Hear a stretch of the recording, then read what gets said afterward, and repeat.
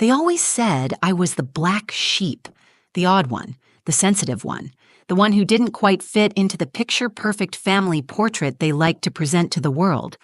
But I never thought I'd be erased entirely, until the lawyer opened that folder and read Grandma's will.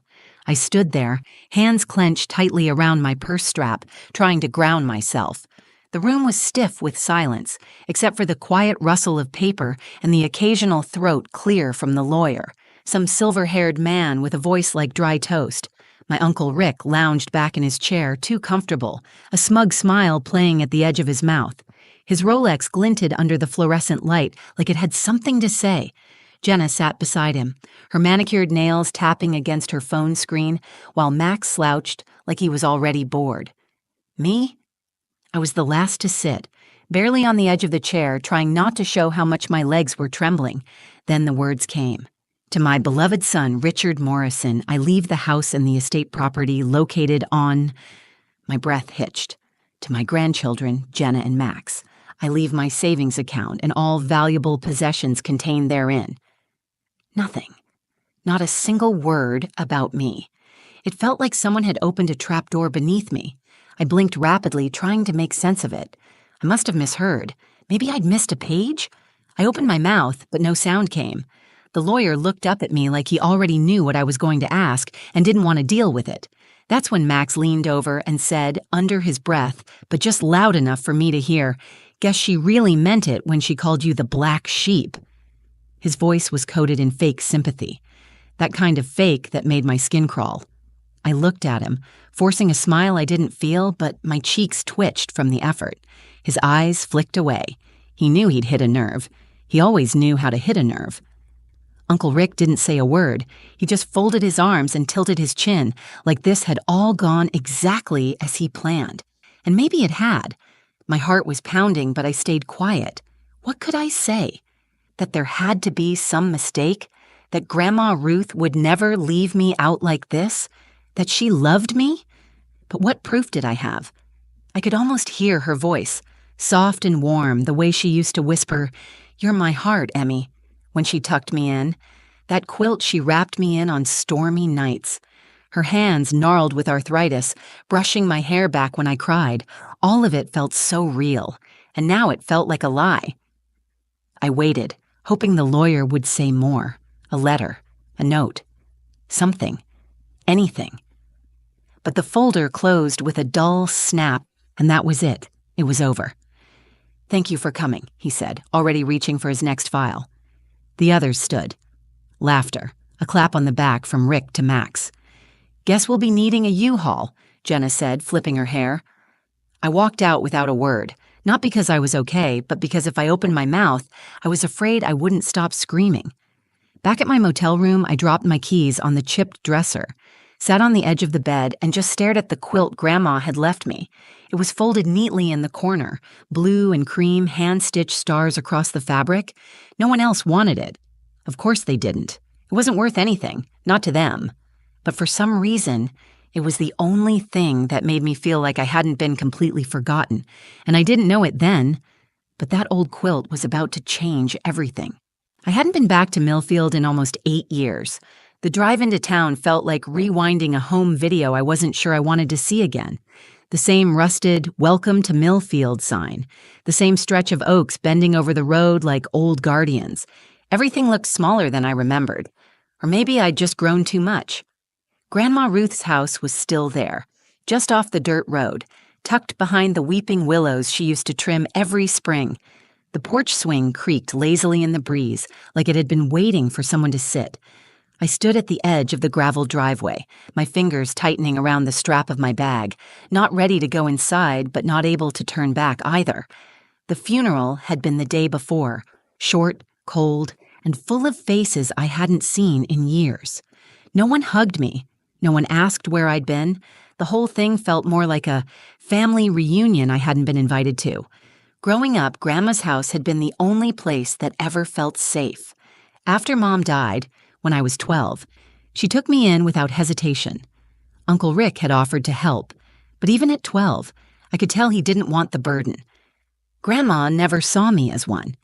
She gave me hot chocolate when I cried, told me bedtime stories when I had nightmares, and sat through every one of my awkward school plays. She was everything. And yet, standing in that familiar yard, all I could feel was a strange emptiness. Like something had been scooped out of me and nothing was left but air and ache.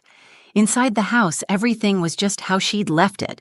The faint smell of lavender and cinnamon still lingered in the walls, her worn slippers still by the door, a pair of reading glasses resting on the side table, right next to the cup of tea she never finished. The silence was deafening. I wandered room to room, letting memories hit me like waves.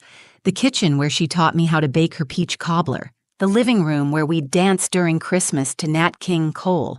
Her bedroom, now hollow and cold, where I used to sneak in during thunderstorms just to be near her heartbeat. That heartbeat was gone now. And the will? It felt like the final nail in the coffin. I tried to keep telling myself that maybe there was a reason. Maybe she'd been pressured, confused. Maybe someone forged it. I didn't want to believe she'd left me out on purpose. She couldn't have. Not Grandma Ruth. I sat on the floor of my old bedroom, legs crossed like I was 15 again. The wallpaper was peeling now, the posters gone. But it still felt like mine, like a ghost of who I used to be was sitting there beside me. That's when I saw it. On the edge of the bed, a quilt, folded perfectly, just like she always did. I walked over and picked it up. It smelled like her. That blend of rose water and peppermint she always wore. My fingers brushed across the soft fabric, tracing the hand-stitched stars. I remembered her saying once, "Every star is a prayer." I pulled it close, wrapping it around my shoulders like armor. It didn't fix the ache, but it held it with me. And that meant something. I had no inheritance, no house, no apology, just this quilt. And yet, it felt like Grandma had left me something more, something that no one else saw.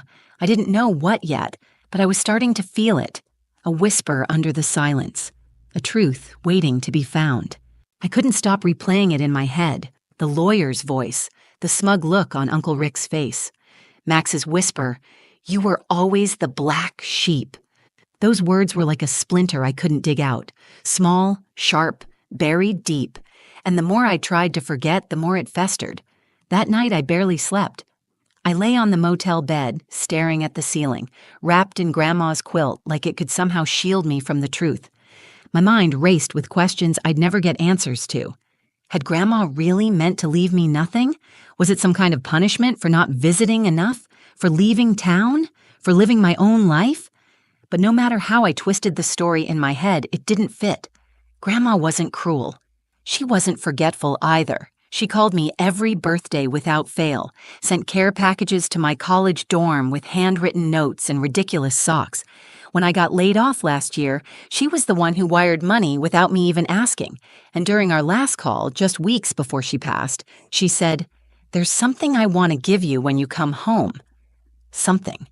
I didn't know what, and I never got to ask. The next week, she was in the hospital. A stroke. No warning. I sighed, pushing the quilt off my shoulders. My fingers traced the stitching again, a nervous habit. That's when I felt it.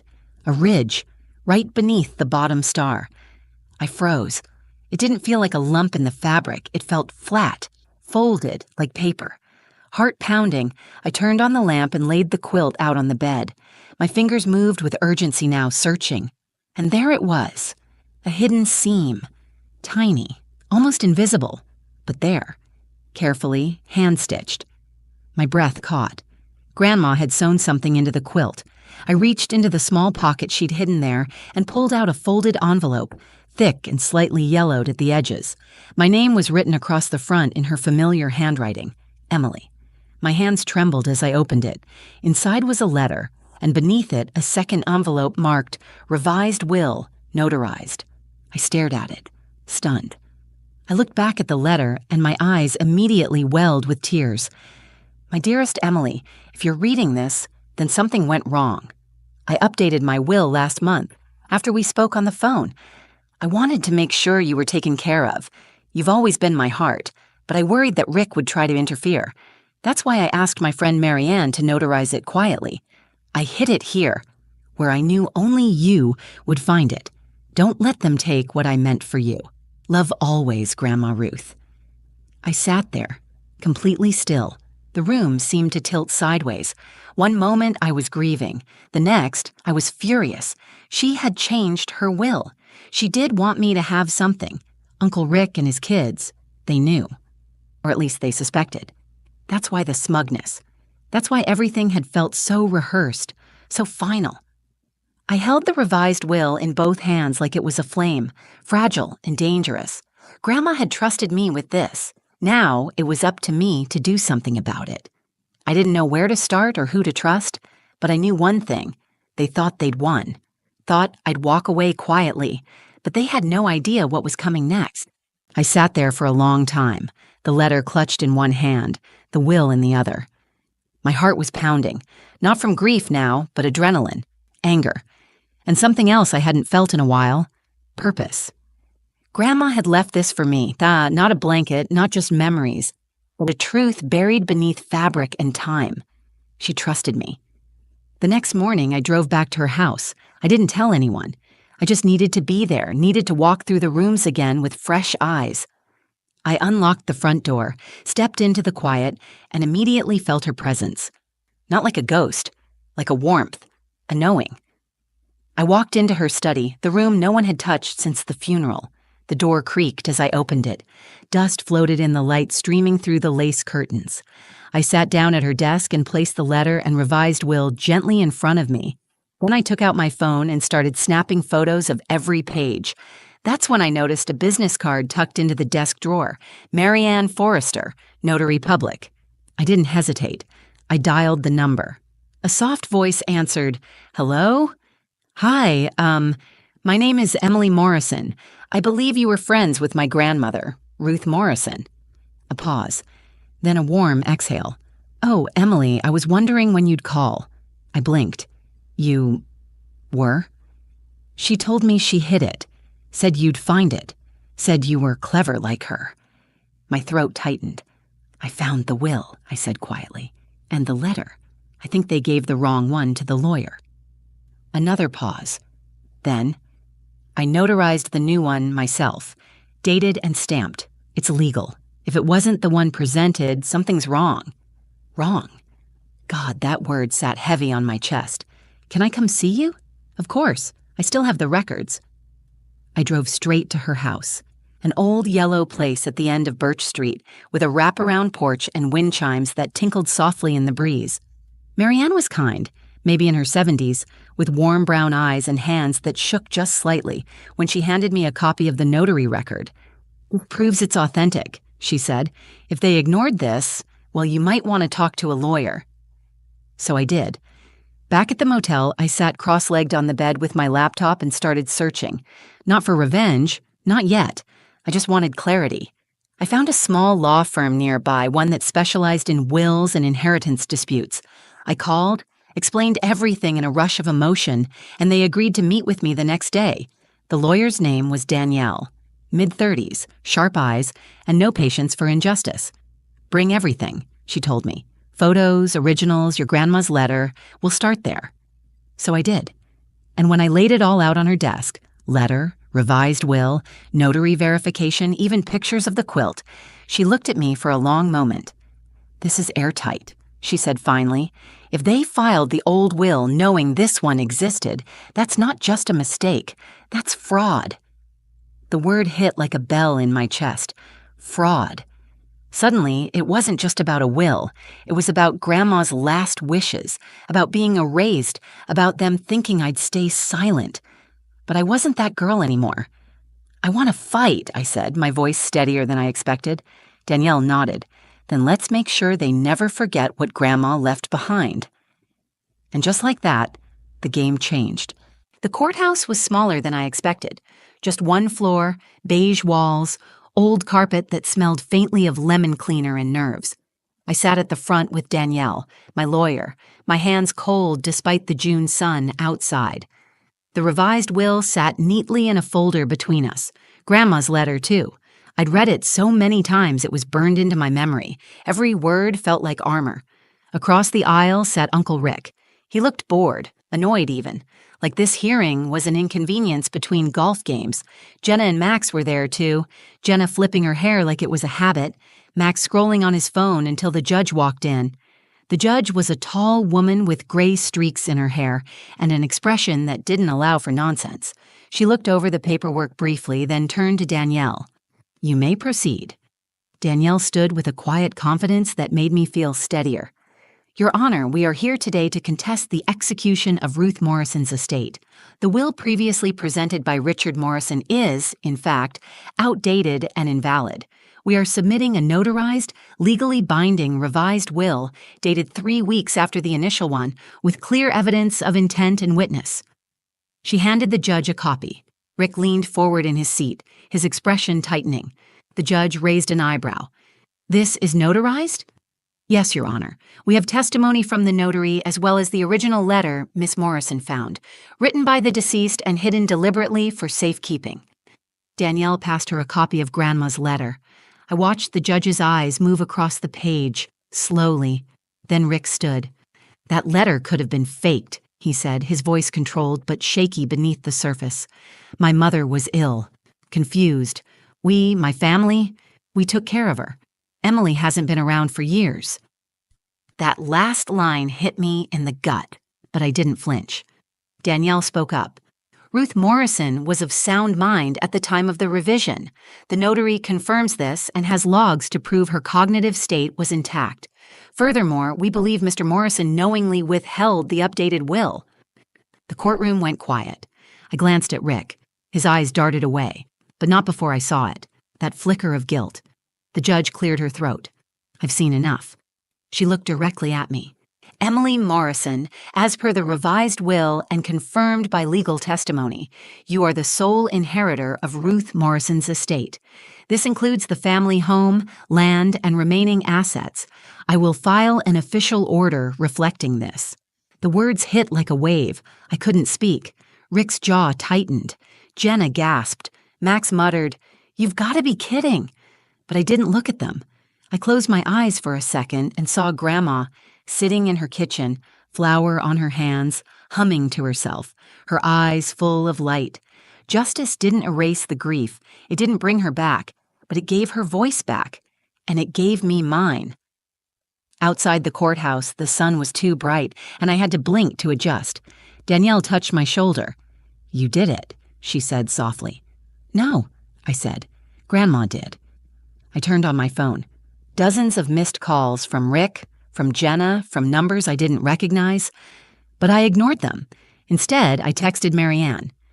"We did it." She was heard. I walked to my car, the quilt folded in the back seat, and for the first time in weeks, I wasn't carrying the weight alone. A few weeks after the court hearing, I moved into Grandma Ruth's house. It was strange at first, quiet in a way that felt too loud. Every corner held a memory.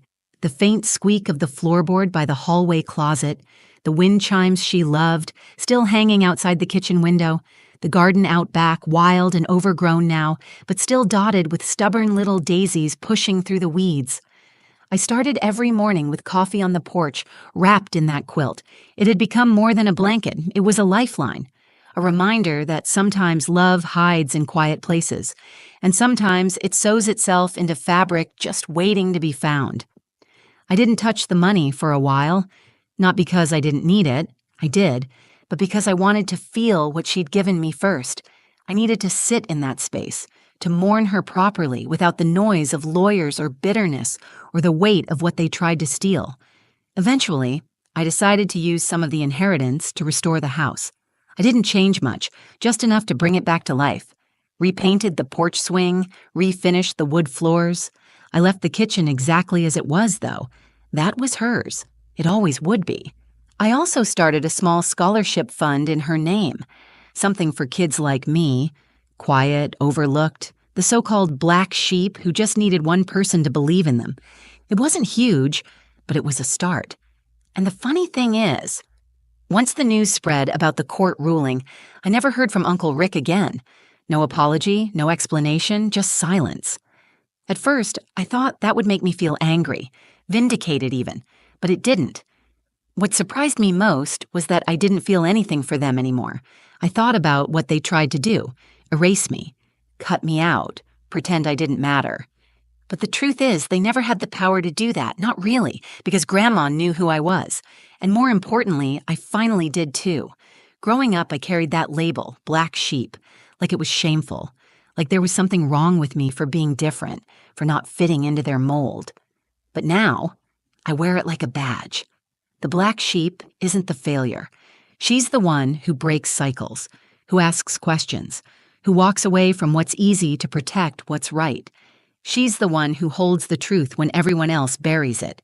Grandma Ruth saw that in me long before I ever could, and she gave me more than a house. She gave me a chance to rewrite my story. One night, I sat on the back porch looking up at the stars. The air was cool, the kind that makes you breathe a little deeper. I had the quilt around my shoulders, and for the first time, I didn't feel like something was missing.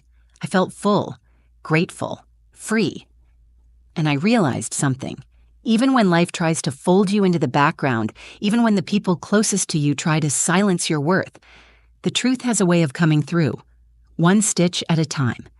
So if you've ever felt like the black sheep in your own family, maybe it's because you were born to be the shepherd.